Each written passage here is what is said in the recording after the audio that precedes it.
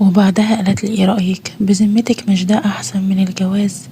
انا ساعتها خبيت وشي من الكسوف. فعلا هي وصلت لمرحلة فظيعة، ما كنتش حاسة بنفسي خالص. خلتني احس بحاجات ما حسيتهاش قبل كده. انا اسمي سعاد، ما اتعلمتش، ويعني خرجت من المدرسة الابتدائية، يعني يا دوب انا بس بعرف اقرا واكتب. بصراحة انا ما كانش ليا في التعليم والحاجات دي. كنت اللي انا عايزاه، يعني كل اللي انا عايزاه ان انا اتجوز واخلف ويبقى عندي عيال اربيهم واحافظ عليهم. انما بقى تعليم ووجع دماغ، ما كانش ليا في المواضيع دي خالص. وامي بقى علمتني كل حاجة في البيت، كانت معلماني كل حاجة لحد ما بقيت ست بيت. ولما سني كده وصل حوالي 18 سنة، كنت وقتها بحب محسن، كنت بحبه قوي. محسن ده يبقى ابن الجيران، وكان بيشتغل عامل في فندق، كان بيشتغل يعني عامل في مدينة سياحية كبيرة. وعلشان كده كان بيشتغل 4 أيام وياخد أجازة يومين. وأنا حبيته من صغري، وعيني فتحت على حبه. هو الراجل الوحيد اللي مالي عينيا وقلبي، وهو وعيلته يعني ناس على قد حالهم. وبعد ما والده توفى، هو اللي بقى مسؤول عن أمه وأخته وعن كل حاجة، لأن ما كانش حيلتهم غيره، وهو اللي كان الولد الوحيد بعد وفاة أبوه. وطبعا أمي كانت رافضة الجوازة ده، كانت رافضاها من الأول لما محسن اتقدم لي علشان يتجوزني، وقالت لي يا بنتي أنا رافضة الجوازة دي من الأول، لأن ده مش العريس اللي أنا عايزاكي تعيشي معاه. أنا عايزة واحد يهنيكي، إنما ده هيعيشك مع أمه وأخته، وعمرك ما هترتاحي في العيشة دي ولا هتحسي بخصوصيتك. قلت لها ياما بس انا بحبه وعندي استعداد اعيش معاه في اي مكان، حتى لو في اوضه فوق السطوح، انا ما عنديش اي مانع. مش مهم، المهم عندي ان انا بحبه وهو بيحبني. ولما امي لقتني مصره عليه وبحبه فعلا، قالت لي خلاص ربنا يسعدك، انا بس كل اللي هاممني ان انتي تكوني مبسوطه. وفعلا اتجوزنا انا ومحسن في اوضه في الشقه بتاعتهم، وعشت مع امه واخته. وطبعا انا عشت معاه اجمل ايام حياتي. بس كانت مشكلتنا الوحيده اننا واحنا مع بعض يعني في العلاقه، كنا بنخلي صوتي ساعات كان بيبقى عالي. وبصراحة فعلا كان صوتنا بيبقى عالي واحنا مع بعض، لان كنا بنبقى زي اللي في الحرب. هو كان شديد قوي، وكمان انا كنت بحبه وبحب ابقى معاه، بس دايما كنا كأننا زي المحبوسين. وكان محسن بيخاف قوي لا اخته تسمع حاجة، ودايما بيبقى قلقان من الحكاية دي، وبيقول دي مهما كانت بنته في سن مراهقة ما ينفعش ابدا تسمع حاجة زي كده. وزي ما انتوا عارفين كان شغل محسن زي ما قلتلكوا كان عبارة عن 4 أيام، وبيجي بس يومين في الأسبوع. فكنت أنا وأخته بنقضي معظم الوقت مع بعض، وكنا عايشين في شقة واحدة. وأخته دي كانت لطيفة قوي، بصراحة أنا حبيتها جدا. أمه كمان كانت ست طيبة وفي حالها، وعشان حالتها الصحية يعني على القد، كانت معظم الوقت بتبقى في أوضتها، يعني ولا كأنها كده موجودة في البيت. ومع الوقت بدأت علاقتي أنا وسوسن أخته بتزيد أكتر وأكتر، وبقينا بنتكلم في كل حاجة، لحد ما في يوم من الأيام بدأت تسألني أسئلة غريبة قوي عن إحساسي يعني في العلاقة وكده زي ما انتوا فاهمين.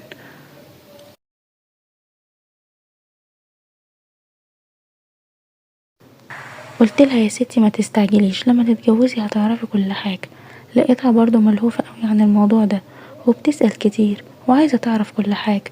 بعدين قلت لها هي ليه يعني، لقيتها بتقولي هي ليه الستات بيطلعوا أصوات في العلاقة وبيعملوا حاجات غريبة، وبتقول أنا نفسي أعرف ايه الإحساس اللي بيوصل لهم في المرحلة دي. أنا قلت لها انتي ايه اللي عرفك بالكلام ده؟ قالت أقولك بصراحة. قلت لها قولي. قوليلي بصراحة واتكلمي معايا بصراحة، احنا اخوات وما تخبيش عليا حاجة. قالت لي انا بسمعك انتي ومحسن وانتوا مع بعض. ولقيتها بتقولي بس ما تزعليش مني، انتي اللي بيبقى صوتك عالي قوي. انا ساعتها بصراحة ما خبيش عليكم كنت مكسوفة جدا ومعرفتش ارد عليها. قلت لها معلش انا تعبانة شوية، هدخل انا وهاجي اتكلم معاكي بعدين. انا ساعتها بقى دخلت اوضتي وكنت مكسوف، وكان نفسي ساعتها الارض تنشق وتبلعني من الكسوف. وبحاول انام بس معرفتش، كنت بفكر في كلامها وانا محرجة قوي من نفسي. وبعد حوالي 5 دقايق سمعت باب الاوضة بيخبط، وكانت هي. لقيتها بتقولي ممكن ادخل؟ قلت لها تعالي. ولقيتها دخلت وقعدت جنبي على السرير، وقالت لي هو انت زعلتي مني ولا ايه؟ قلت لها لا ده مفيش حاجة. وفجأة لقيتها حضنتني وقالت لي انا مش عايزاكي تزعلي مني، انا بحبك اه والله. طب اقولك على سر؟ قلت لها قولي يا بنتي احنا اخوات. قالت انا ببقى غيرانة عليكي من اخويا. قلتلها تقصدي بتبقي غيرانة على اخوكي؟ قالت لي لا.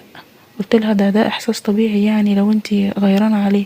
قالت لا، انا ببقى غيرانة عليكي انتي من اخويا، وبصراحة مش عايزة حد يلمسك، انا بحبك. قلتلها بصراحة انا مش فاهماكي، وساعتها لقيتها حضنتني.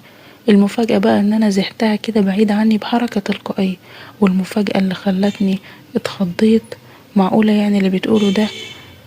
راحت هي سايباني وخرجت. وتاني يوم كان ميعاد اجازة جوزي محسن، وانا بفكر في الكلام بتاع سوسن ومستغرباه، ومستغربة هي ليه بتقولي كده، معقولة اللي بتفكر فيه ده؟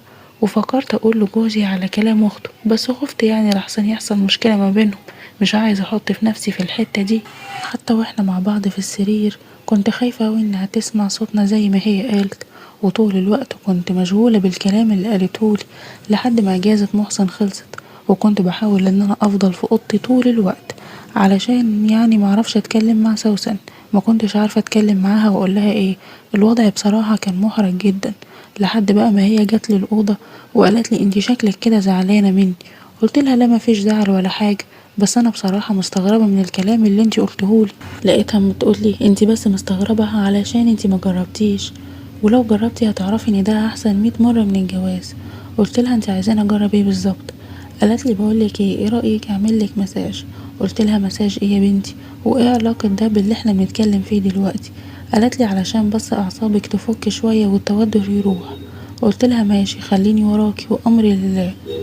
رحت بقى اديتها الزيت وقالت لي نامي على بطنك وحاولي ما تفكريش في اي حاجة، واقلعي كل اللي انتي لابساه وخليكي بحاجة خفيفة علشان اعرف اشتغل. وفعلا عملت اللي هي قالت لي عليه، وهي بدأت تعملي المساج، وكانت بصراحة فنانة الحقيقة، وقعدت تدعي في ظهري وكتافي، وبعدين بدأت تنزل واحدة واحدة بحركات ايديها علي، وكانت في منتهى الخفة والرقة. وواحدة واحدة لقيت ايديها بدأت تروح على اماكن جننتني، والحكاية سخنت خالص، ولقيت نفسي رحت في عالم تاني. وبعدين نيمتني على ظهري، وما حسيتش بنفسي الا بعد ما ريحتني خالص. وبعدها لقيتها بتقولي ايه رأيك بذمتك مش ده احسن من الجواز؟ رديت انا ساعتها وخبيت وشي من الكسوف.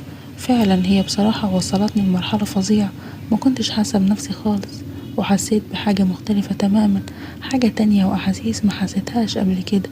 وهي قالت مش عايزة منك رد، أنا عارفة كل حاجة، بس على فكرة زي ما عملتلك مساج انتي كمان اعمليه. قلتلها بس انا ما بعرفش.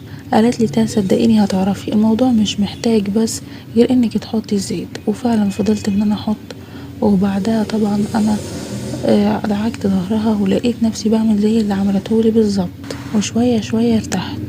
انا بصراحة ما كنتش مصدقة اللي بيحصل، وازاي انا مبسوطة بحاجة زي كده. ده عمر ما خطر على بالي ان نعمل حاجة زي دي ابدا طول الفترة اللي جوزي مش موجود فيها، بنبقى مع بعض على طول، لدرجة ان فعلا ما عندش بشتاق لمحسن زي الاول، زي قبل كده يعني. وما خبيش عليكم، كنت بعد الايام علشان يجي الوقت، والموضوع ده بقى عادي، بالعكس كنت ببقى مبسوطة اكتر وهو مش موجود، عشان بنبقى انا وسوسن براحتنا على الاخر. بس المشكلة ان دلوقتي متقدم عريس لسوسن، وانا بحس ان انا غيرانة عليها قوي، مش مصدقة انها ممكن تسيبني وتتجوز. انا اتعودت عليها وما اقدرش اتحمل حياتي من غيرها.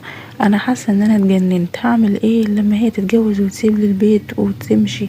بس انا اصلا مش متخيلة الوضع اللي انا وصلت له، ومش متخيلة كمان ان انا شخصيتي اتغيرت لكده. انا عايزة انقذ نفسي قبل فوات الاوان ومش عارفة اعمل ايه. انا طبعا بحكي لكم القصة دي علشان تقولوا لي اعمل ايه واتصرف ازاي. انا بحاول ان انا اصلي واصوم واتقرب من ربنا على قد ما اقدر، وحاسة بالغلط اللي انا عملته في حياتي، بس مش عارفة ازاي ربنا هيرضى يتقبل توبتي ولا لا.